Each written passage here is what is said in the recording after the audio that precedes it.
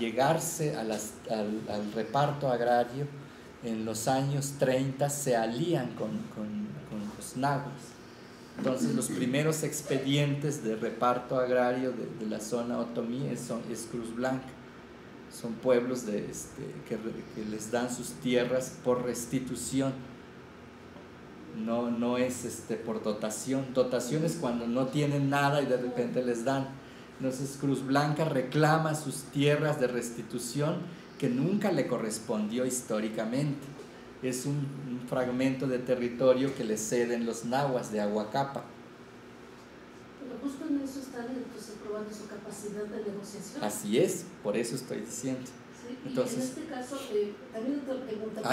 Hay una alianza ahí y tiene que ver con los rituales, precisamente como están en frontera. Entonces esa unión en el ejercicio ritual permitió que, no sé si en agradecimiento o a qué se debió, que los nahuas de Aguacapa les ceden esa pertenencia histórica que los otomís no tenían. Claro.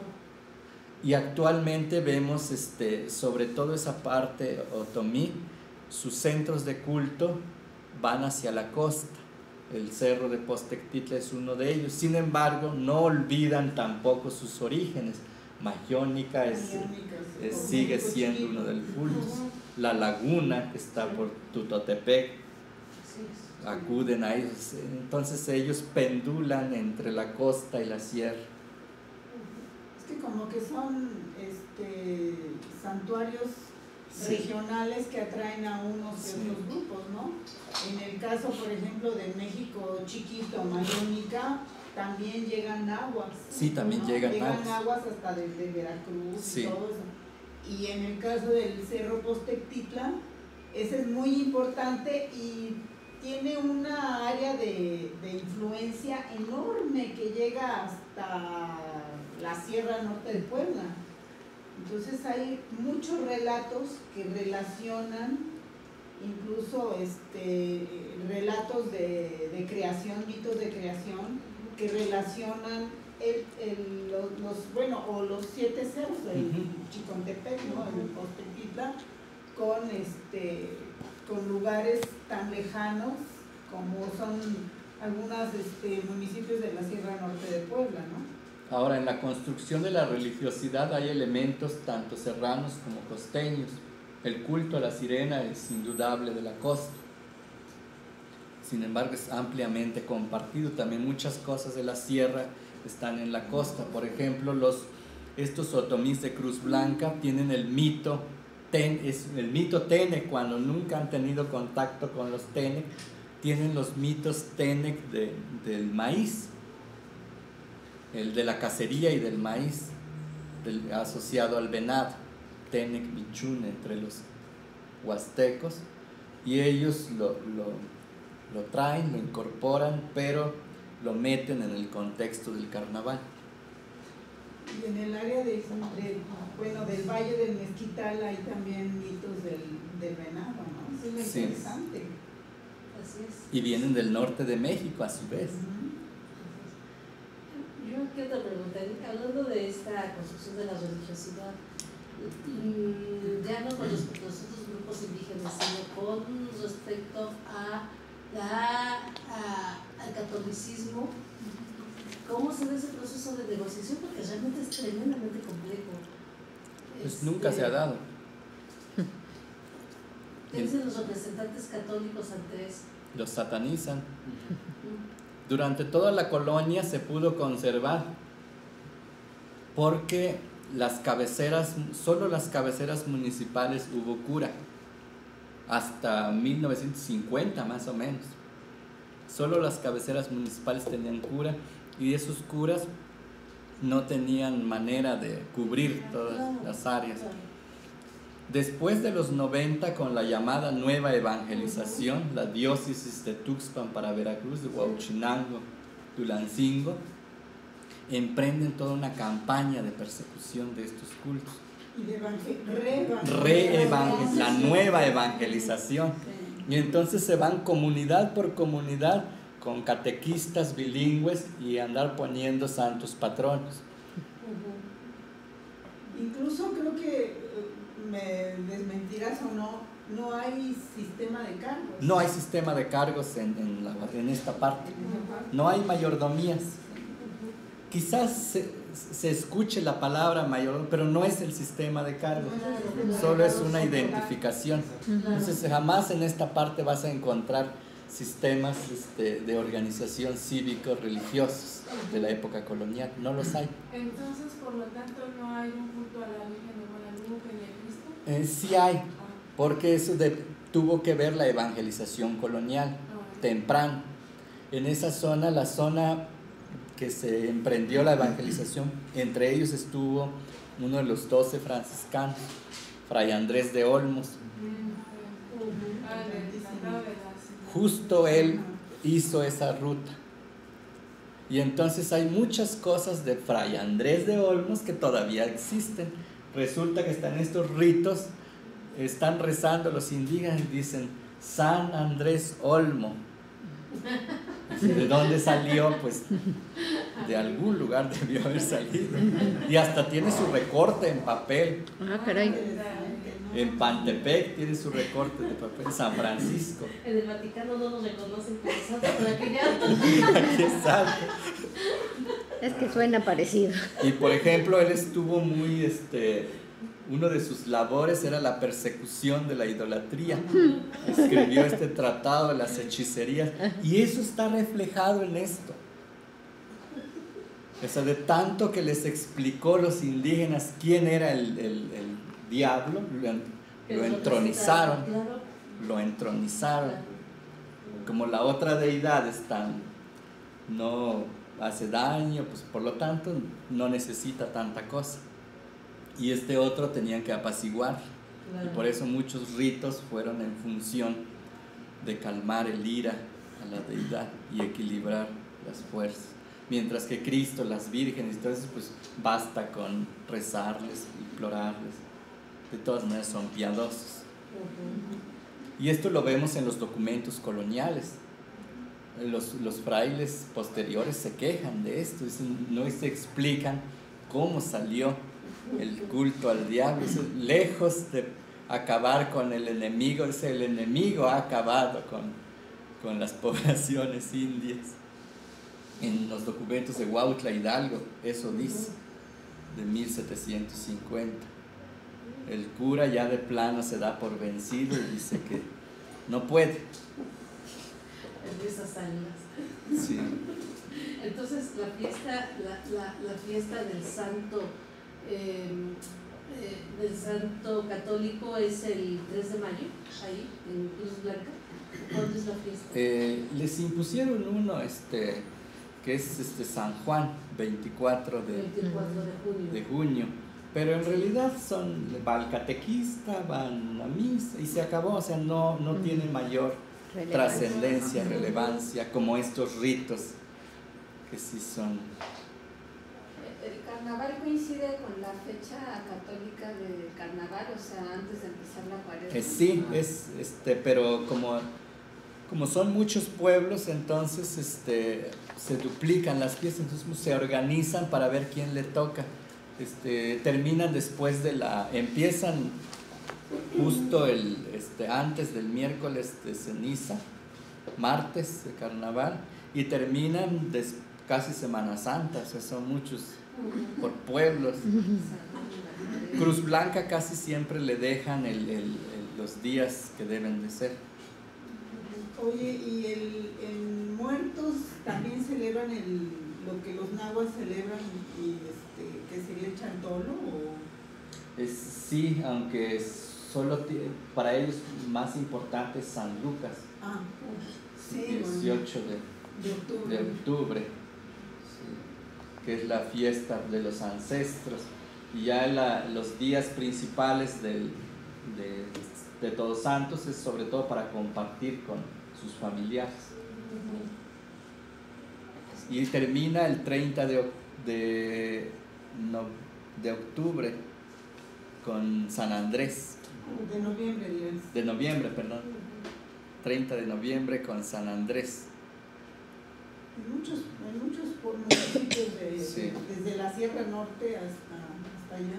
Y no tienen, en realidad no celebran al santo, sino solo es una manera de rememorar el calendario. El calendario.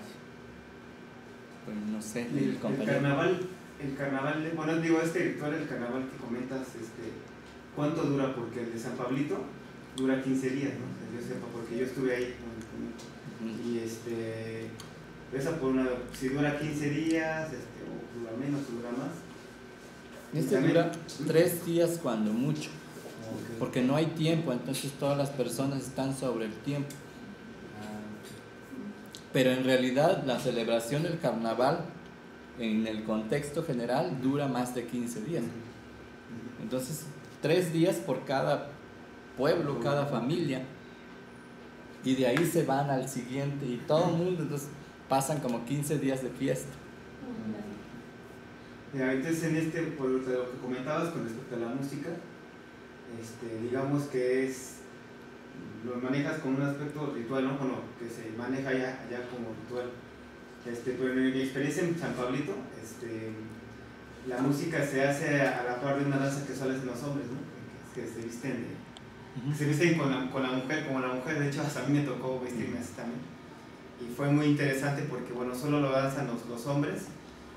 Y es una cuestión entre ritual, entre, como le dirían, pagana y lúdico. Entonces, no sé si en algunos pueblos, a lo mejor no en Cruz Blanca, pero sí en algunos de estos pueblos que estabas comentando, tenga alguna, ¿cómo se puede decir? Analogía con este aspecto de San Pablito que a mí me da como esa. Sí, de hecho los bailadores, el ritual es bastante complejo. Cada uno tiene su ocupación en el acto ritual. Entonces estos señores encospalados son los sacerdotes y luego a veces hombre Dios al mismo tiempo. Su función es disponer la ofrenda y no se quitan de ahí. Las cocineras están en su lugar, las que recortan papel en su lugar, los floristas en su lugar, y los bailadores, que les llaman damas, precisamente son hombres vestidos con ropa de mujer. Eso, su ocupación es bailar. Están bailando enfrente al altar del muñeco. Todo el tiempo van a estar bailando. Y aún con su borrachera exagerada, o sea, hay un comportamiento ético. O sea, hay una embriaguez que llamaríamos ritual. Y una circulación de aguardiente y cerveza en exageración. Pero hay una licencia, pues, y comportamiento. Ahora, también tengo otras preguntas con respecto a lo que comentabas de las figuras de papel que representan a las deidades. También, ¿qué relación tienen con con la iconografía que se tiene también en San Pablito? Por ejemplo, bueno, comentabas de la deidad de la tierra, o que es el del diablo, que es el Damay.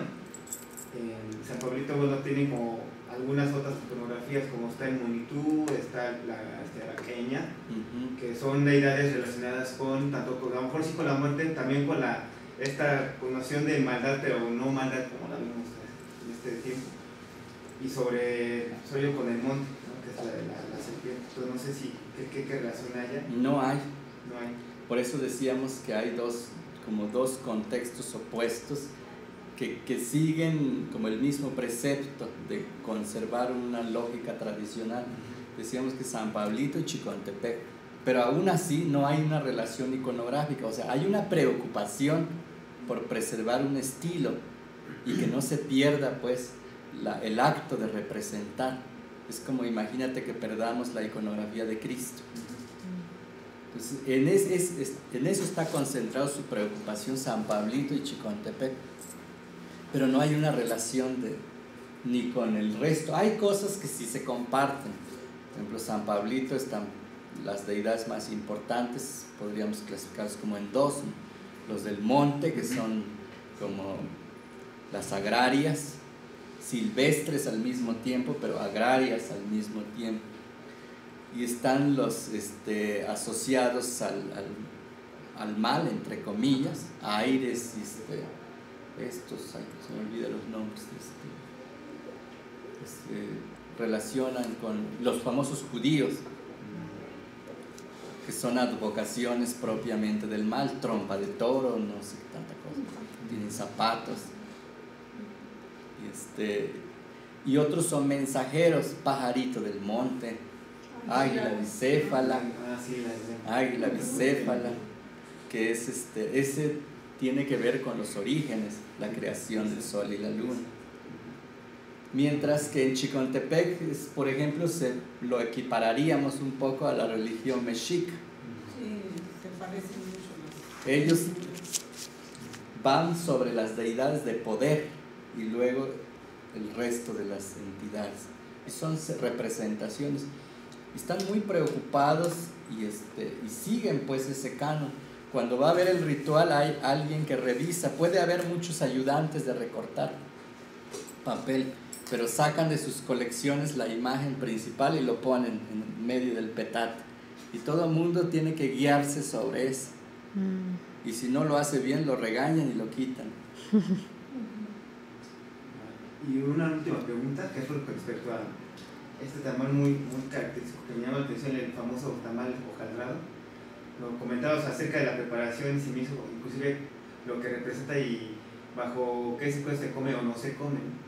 Me dio así como la referencia un poco como en el baile del mezquital, que se le llama de otra manera, es mucho más grande, ¿no? El famoso tengaposte, que se prepara igual así pero con la manera con una fosa, se entierra debajo de la tierra y tiene una preparación, se rellena solo de salsa y se mete en el ritual. Eso se hace en el pado, en el Día de Muertos.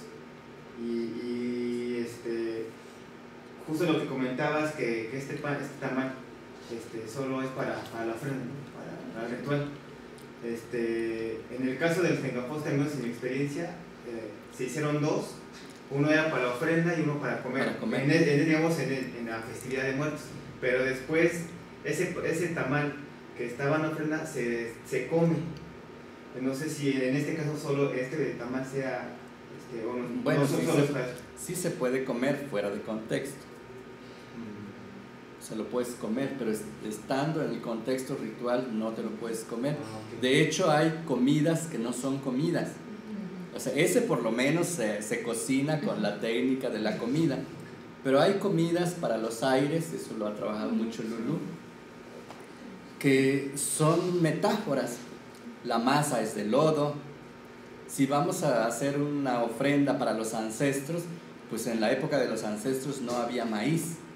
Entonces vamos a recrear un poco el mito, que su comida era de barro o de cáscaras de árboles o de cierta cosa. Entonces un poco así, de repente dices, pues parece juego de la comidita, pero esa es una comida simbólica que entra en el contexto de la ofrenda. Entonces hay que mirar un poco estos simbolismos, las metáforas, las metonimias. Sí. Bueno, ya está un poco largo, pero yo tengo dos preguntas. Una, ¿por qué tu insistencia en que la sirena es un personaje de la costa? Porque, por ejemplo, en el Valle de Toluca existe también los cuerpos lacustres, no solo sirenas, sino sirenos, ¿no? Entonces, más bien a mí me suena como a cuerpo de agua, pero más que de agua que corre, como de agua estancada o de agua grande, pues, pero más que necesariamente de la costa, pero no lo sé. Y te hago la otra de una vez, a ver cuál te parece pertinente. Porque nos has dado a lo largo de la plática mucho la opinión que tienen los nahuas sobre los otomíes, etcétera, pero no a la inversa. ¿Qué piensan ellos de los demás? Porque... Sí, claro. En cuanto al simbolismo que les decía de la sirena, o sea, me refería más a la forma, la expresión del culto. O sea, de hecho, hay el concepto pues de sirena es europea, pero pues se refuncionaliza en la época colonial. Más bien son apropiaciones de deidades acuáticas. Lógicamente, tierra adentro vamos a encontrar dioses del agua, deidades femeninas y masculinas, que a veces no podemos distinguir si es masculina o femenina, sino al mismo tiempo tienen los dos géneros. Y a lo que yo me refiero más bien a las características del culto. Esta parte que estamos mencionando, las características del culto que están asociadas precisamente al mar, y por eso digo que tienen que ver con la costa. Entonces, por ejemplo, entre los otomís podemos encontrar dos tipos de sirenas. Una sirena muy local, que es la que vive, la terrestre, la de las aguas terrestres, incluso de las aguas primigenias, vive en las cuevas. Y otra es esta sirena del mar. Y además se representa muy claramente, o sea, se preocupan por traerle caracoles, por traerle arena, por traerle agua salada. Y a esta otra sirena lo mismo, le traen agua de la cueva, le traen cosas dulces, le traen cosas de tierra adentro, frutas. Y Cruz Blanca, por ejemplo, en los ritos de petición de lluvia, se olvidan un poco de la sirena local y agarran mucho atributo de la costa. De hecho, algunas representaciones tienen cola de pez, como las sirenas, las representaciones. Y en su vasija le disponen elementos del mar, caracoles, arena, agua, e invocan esas aguas precisamente que vienen de la costa.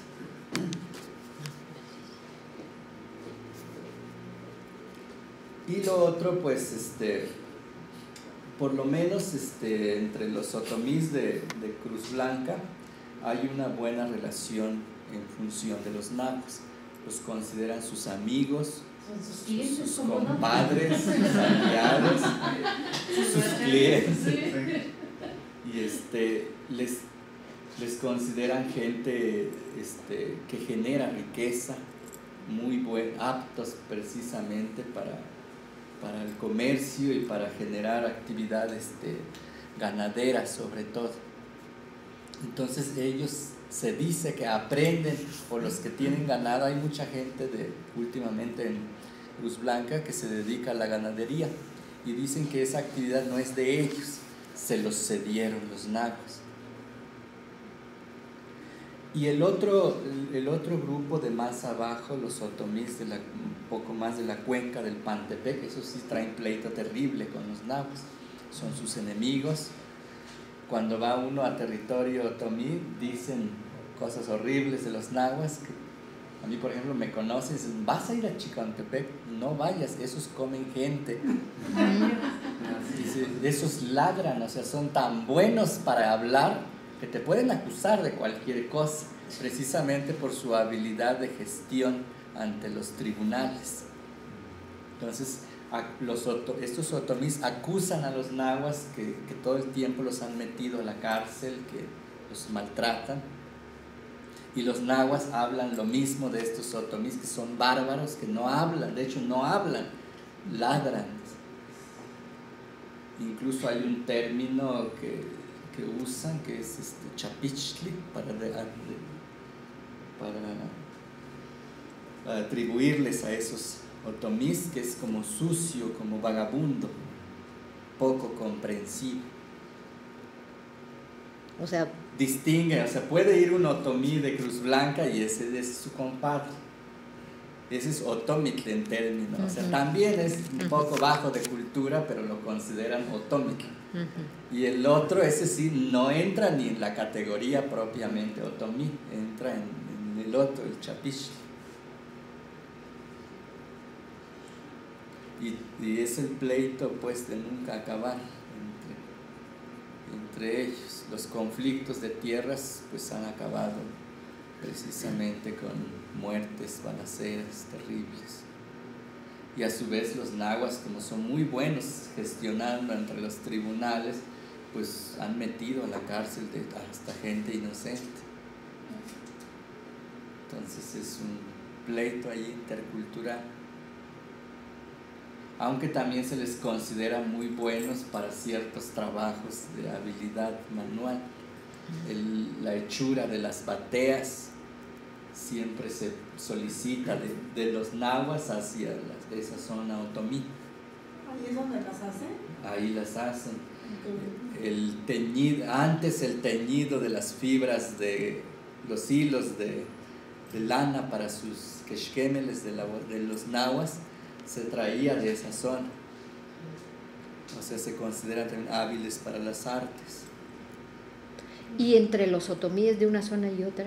Traen ciertas rivalidades. Por ejemplo, otomís de Cruz Blanca con otomís de Zapote no se pueden ni ver. Entonces el otro hace valer pues su audacia de pelear, de gritar, de machetear y una serie de cosas. Y Cruz Blanca, por ejemplo, lo acusa con meterlos a la cárcel. Su relación y su habilidad hacia con los nahuas. Y entonces los caminos, por ejemplo, había un camino que comunicaba hacia la parte baja, que pasaba de la cabecera municipal a Cruz Blanca, de Cruz Blanca al Zapote, que son otomís, y luego del Zapote hacia territorio totonaca. De territorio totonaca pasabas hacia Tepehuas y luego otra vez salía a Pantepec hacia territorio totonaca. Con la apertura de caminos, ellos mismos desviaron las rutas. De tal manera que los otomís de Cruz Blanca y los de Jonotal quedaran separados del resto de las comunicaciones otomís. Están asociados más hacia los nahuas. Y a su vez los tepehuas y los totonacas crearon sus propias rutas. Y los viejos caminos quedaron en el olvido. Los caminos coloniales.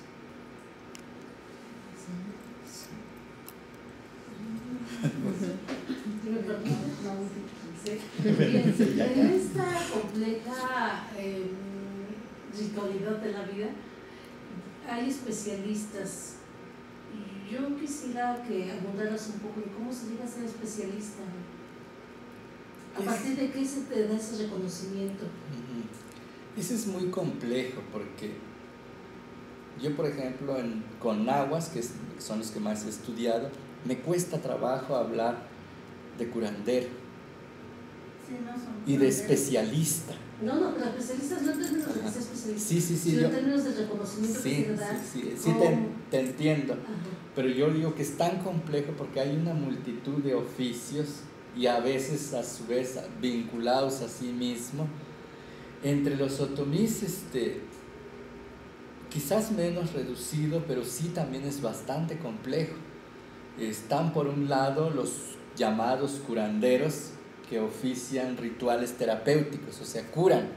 Sí. Y hay una especie de sacerdote reconocido, el que oficia los ritos públicos de petición de lluvia, y los demás fungen como sus ayudantes, aunque también sean, hasta que se muera esa persona, otra persona tomará su función. No así en otros lugares